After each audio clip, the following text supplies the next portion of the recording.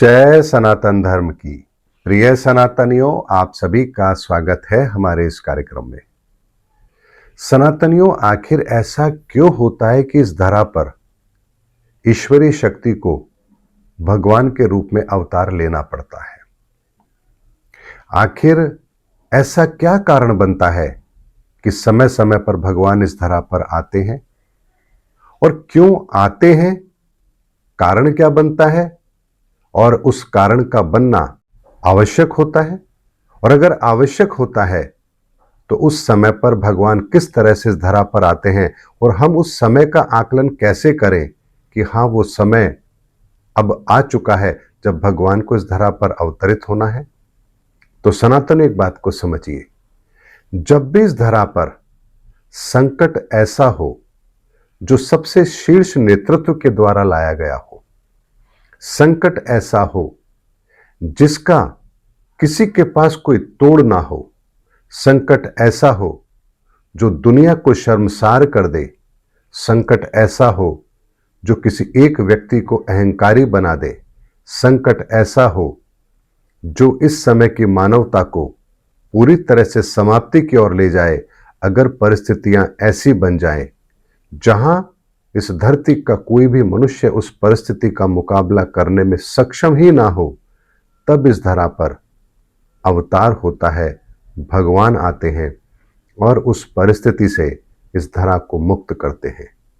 जैसे रामायण काल के अंदर रावण से ज्यादा शक्तिशाली और कोई नहीं था, ऐसे में रावण ने जो कार्य किए उसका तोड़ किसी के पास नहीं था। जिसने भी रावण को रोकना चाहा वही मृत्यु को प्राप्त हुआ। जटायु ने रोकने की कोशिश की, मंदोदरी रोकना चाहती थी तो उसकी नहीं सुनी गई। विभीषण ने रोकना चाहा तो उसे राज्य से बाहर निकाल दिया गया।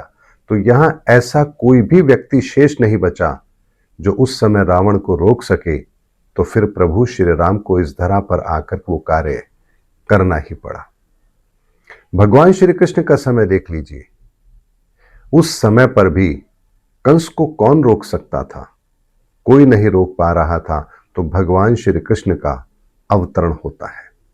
उसके अलावा महाभारत जैसी जो परिस्थिति बनी, आप सोचिए, धृतराष्ट्र के साथ में भीष्म पितामह, द्रोणाचार्य, कृपाचार्य, कर्ण, ऐसे ऐसे धुरंधर अगर साथ हों और दुर्योधन की महत्वाकांक्षा अपनी चरम सीमा पर हो, तो आप सोचिए कि उसको रोक पाना कैसे संभव था। तो भगवान श्री कृष्ण को वहां पर अपना रोल प्ले करना पड़ा और इस धरा को पाप से मुक्त करवाना पड़ा।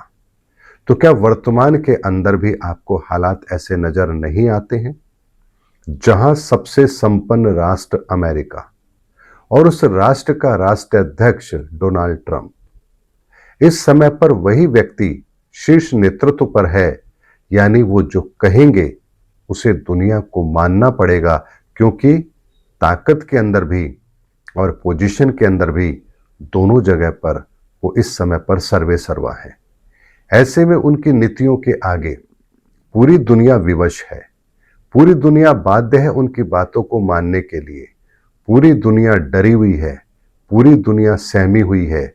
वो जो चाहते हैं वो कर लेते हैं, किसी राष्ट्रपति को उठा लेते हैं, कहीं पर सेना भेजनी है, कहीं पर कुछ करना है, किसी पर कोई टैरिफ लगाना है, किसी को कोई सैंक्शन देना है, किसी भी तरह की नीति क्यों ना हो, उन्हें एक मिनट नहीं लगती। तो ऐसे में मुझे बताइए, इस समय पर पूरी दुनिया के अंदर क्या कोई राष्ट्र है जो अमेरिका का मुकाबला कर सकता है? क्या कोई व्यक्ति है जिसके पास इतना सामर्थ्य है कि वो अमेरिका की नीतियों का जवाब दे सकता है? सनातनियों, इस समय पर पूरी दुनिया के अंदर ऐसा एक भी व्यक्ति नहीं है जो इस समय इन परिस्थितियों का मुकाबला कर सकता हो, क्योंकि हर व्यक्ति अपने अपने राष्ट्र की सीमा के अंदर बंधा हुआ है, अपनी अपनी नीतियों के साथ बंधा हुआ है। हर राष्ट्राध्यक्ष को अपनी जनता का ख्याल रखना है, हर राष्ट्र के राष्ट्राध्यक्ष को अपने इकोनॉमिकल कंडीशन को देखना है, अपने लोगों की सुविधाओं को देखना है। यानी हर व्यक्ति इस समय पर बंधा हुआ है। ठीक वैसे ही बंधा हुआ है जैसे मंदोदरी बंधी हुई थी, विभीषण बंधा हुआ था, यानी जो लोग लंकापति को समझाना चाहते थे वो भी अपनी किसी न किसी जिम्मेदारी के कारण से बंधे हुए थे। इसी तरह से जो लोग अमेरिका को समझाना चाहते हैं वो देश भी और देश के राष्ट्राध्यक्ष भी कहीं ना कहीं अपने देश की नीतियों के कारण से या परिस्थितियों के कारण से बंधे हुए हैं। ऐसे में क्या वर्तमान के अंदर डोनाल्ड ट्रंप की नीतियों का जवाब देने के लिए क्या ऐसे व्यक्तित्व की आवश्यकता नहीं है जो संपूर्ण विश्व को एक नया रास्ता दिखा सके? तो सनातनियों, क्या वर्तमान के हालात बिल्कुल ठीक वैसे ही नहीं हैं जहां किसी अवतार की अत्यंत आवश्यकता इस दुनिया को महसूस हो रही है? क्योंकि दुनिया तो पूरी तरह से अंधकार की ओर जा रही है। डोनाल्ड ट्रंप की नीतियां इन 4 सालों के अंदर ही, यानी 1 साल तो हो चुका है, 3 साल अभी बाकी हैं, इन 3 सालों के अंदर पूरी तरह से दुनिया को उन परिस्थितियों में ले जा चुकी होगी जिनसे बाहर निकलना अनेक दशकों तक दुनिया के लिए संभव ही नहीं होगा। यानी फिर कभी जाकर के कोई क्रांति होगी, किसी तरह से कोई क्रांति हो पाई, तब जाकर के हम उन परिस्थितियों से बाहर निकल पाएंगे और तब तक कई पीढ़ियां बीत चुकी होंगी। तो वर्तमान की परिस्थितियां अगर युग परिवर्तन के साथ जुड़ी है तो इन परिस्थितियों का आगे जाना संभव है ही नहीं। यानी इन परिस्थितियों का समाप्त होना निश्चित है और उस परिस्थिति की समाप्ति के लिए फिर वही व्यक्तित्व इस धरा पर आए और हम सबका मार्गदर्शन करे, वो समय बहुत निकट हम हमें दिखाई देता है। इसीलिए सनातनियों, भविष्य मालिका की जो भविष्यवाणी है, भविष्य पुराण की जो घटना है, कुरान के अंदर जो इमाम मेहदी के बारे में कहा गया, वो सब कुछ अब बहुत जल्द घटित होता हुआ नजर आता है। और यही वो परिस्थितियां होती हैं जब ईश्वरीय शक्ति को इस धरा पर भगवान के रूप में अवतार लेना होता है, क्योंकि परिस्थितियां एक साधारण मनुष्य के बस की होती ही नहीं है कि वो उनका मुकाबला कर सके या उन परिस्थितियों का समाधान निकाल सके। इसीलिए वर्तमान का समय ठीक वैसा ही है जो किसी युग पुरुष को, किसी अवतार को इस धरा पर लाने के लिए पर्याप्त है। और इस समय हमने वो परिस्थितियां निर्मित कर दी है जब इस धरा पर अवतार का आना सुनिश्चित हो चुका है।